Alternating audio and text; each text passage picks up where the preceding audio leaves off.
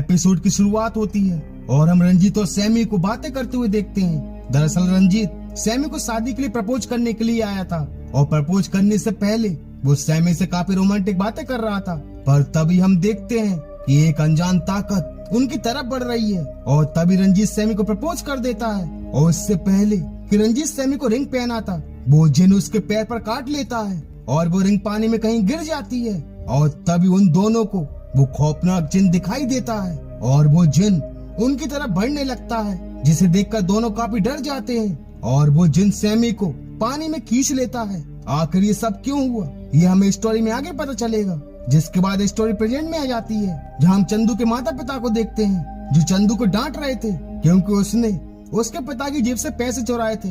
दरअसल चंदू थोड़ा सा मानसिक रोगी था और बात करने में हकलाता भी था, जिस वजह से उसके पिता उससे चिढ़ते थे। पर चंदू की माँ उन्हें समझाती है कि वो अभी बच्चा है, पैसे निकाल भी लिए तो क्या हुआ, वो उन पैसों से चॉकलेट ही तो लेकर आया था।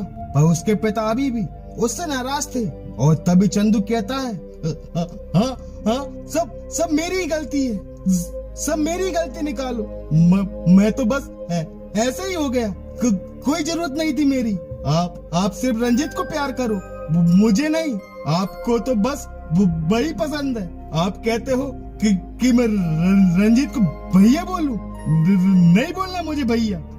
आप लोग मुझे कपड़े नहीं देते, पैसे नहीं देते, मेरे साथ बहुत नाइंसाफी है माँ। जिसे सुनकर उसके पिता फिर से उसे मारने आगे बढ़ते हैं, पर उसकी माँ उन्हें अंदर ले जाती है और चंदू से कहती है कि देख कि बेटा रंजीत नौकरी करता है, पैसे कमाता है, तो तू भी उसकी तरह नौकरी कर ले, फिर तेरे पास भी पैसे आएंगे, फिर तू खूब खर्च करना। पर चंदू कहता है रंजीत नहीं बनना मुझे उसकी तरह। और चंदू वहाँ से भाग जाता है और भागकर एक नदी के पास पहुँचता है और कहता है जी तो करता है मर जाऊं। और तभी पानी में उसे एक तैरता हुआ अंडा दिखाई देता है और वो उसे अपने बैग में रखकर घर आ जाता है। वहीं रंजीत भी घर आया हुआ था, जो सभी के लिए गिफ्ट्स भी लाया था और वो चंदू को भी गिफ्ट लाया था। रंजीत चंदू से बहुत प्यार करता था और वो चंदू को गले लगाने की कोशिश करता है, पर चंदू कहता है कि भैया आप यहाँ क्यों आए, चले जाओ यहाँ से।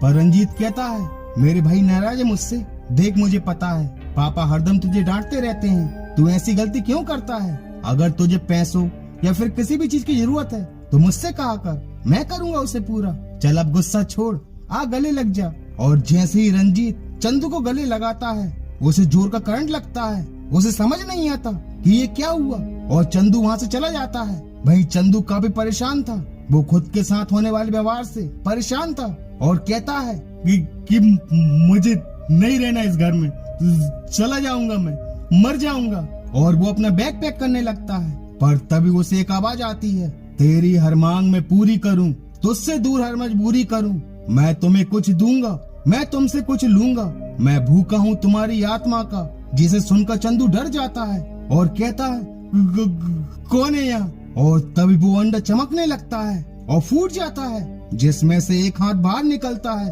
और वो चंदू की तरफ बढ़ने लगता है और उसे छूकर वापस उसी अंडे में आ जाता है। और वो जिन उस अंडे से बाहर निकल जाता है, जहाँ चंदू उसे एक पानी के जग में गिरा देता है और हकलाते हुए पूछता है कि कौन हो तुम।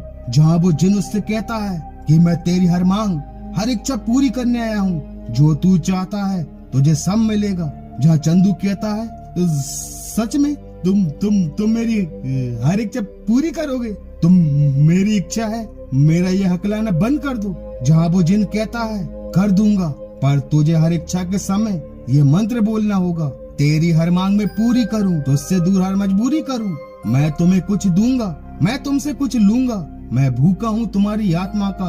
और चंदू इसी मंत्र को दोहराता है और देखते ही देखते उसका हकलाना बंद हो जाता है, जिसे देखकर चंदू काफी खुश हो जाता है और कहता है कि मैं तो ठीक से बोलने लगा, तुम एक जिन हो ना, तो मुझसे एक वादा करो कि तुम मेरे अलावा मेरे घर में किसी और की मदद नहीं करोगे। और वो जिन को एक एक्वेरियम में बंद करके छुपा देता है। वहीं चंदू की माँ उससे कहती है कि बेटा मेरी रसोई में आकर मेरी मदद कर दो, तेरे भाई के आज खास मेहमान आ रहे हैं। जहाँ चंदू जिन से कहता है देखा फ्री का मजदूर समझ लिया है मुझे, जब देखो जब भाई के लिए ये बनाया है वो बनाया है, मन तो कर रहा है कि सारा खाना बर्बाद कर दूं।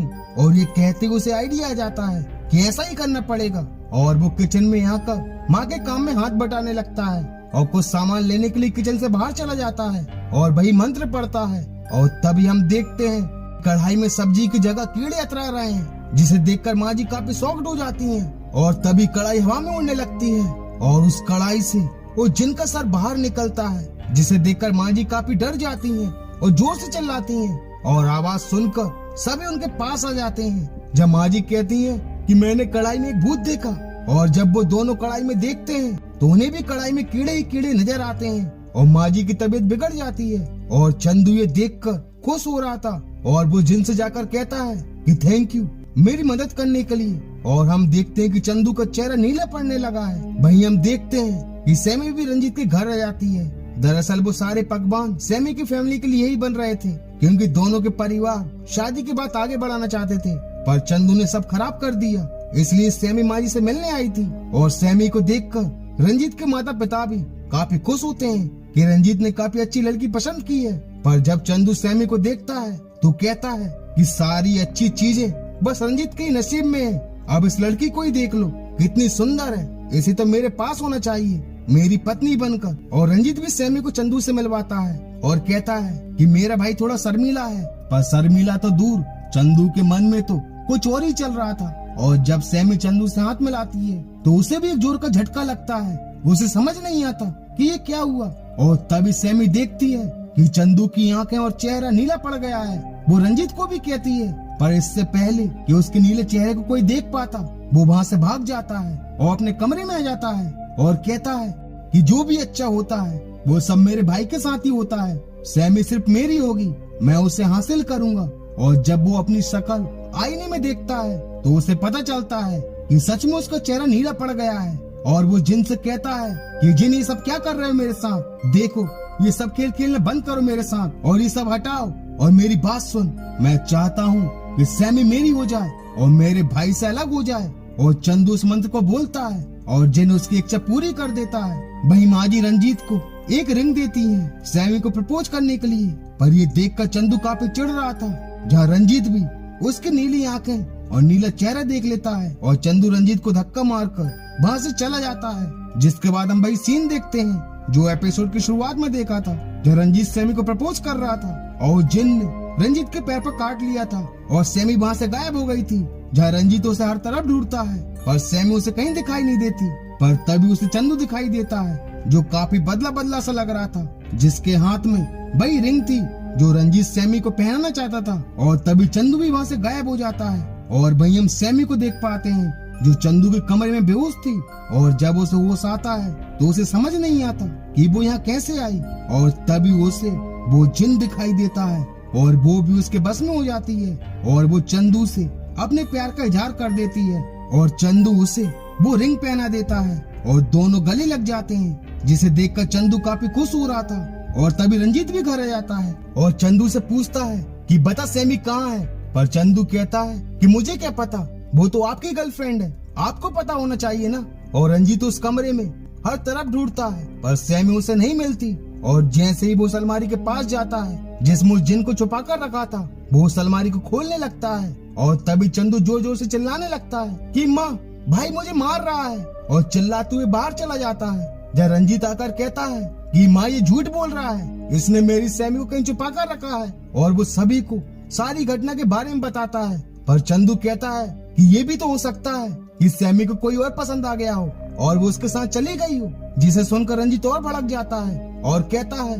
कि जरूर इसके कमरे में कुछ न कुछ मिलेगा, ये जरूर काला जादू कर रहा है। देखा नहीं, इसकी आवाज अचानक से ठीक हो गई। माँ आपको भी तो वो भयानक सा भूत दिखा था और सब्जी की जगह कीड़े दिखे थे। इसकी आंखों और चेहरा नीला पड़ जाता है। जरूर माँ, चंदू हमसे कुछ छुपा रहा है। और रंजीत अंदर जाकर उस अलमारी को खोलता है और उसे कुछ अजीब सा दिखता है और वो अपने मम्मी पापा को आवाज लगाता है। पर जब दोबारा सभी बात देखते हैं तो वहाँ कुछ नहीं था। वहीं चंदू सैमी को लेकर उसी जगह आ जाता है जहाँ रंजीत ने सैमी को प्रपोज किया था। और चंदू मंत्र बोलकर उस जिन से कहता है कि हम दोनों को एक कर दो। और तभी रंजीत और उसके माता पिता भी वहाँ पहुँच जाते हैं, जो कहते हैं कि बेटा ऐसा मत कर, सैमी को छोड़ दे, वो तेरी भाभी है। पर अब सैमी और चंदू दोनों पूरी तरह से उस जिन के बस में हो चुके थे।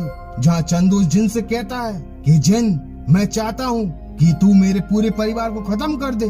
और तभी वो जिन एक एक करके उसके पूरे परिवार को मार डालता है। पर ये देखकर चंदू को रियलाइज होता है कि उसने ये गलत किया, उसने अपने पूरे परिवार को मरवा डाला। मैं इस जिन के चक्कर में पूरी तरह से हैवान बन गया, पर अब मैं ऐसा नहीं होने दूंगा। और वो मंत्र पढ़कर उस जिन से बोलता है कि तुम खुद को खत्म कर दो और मुझे भी खत्म कर दो और मेरे परिवार को फिर से जिंदा कर दो।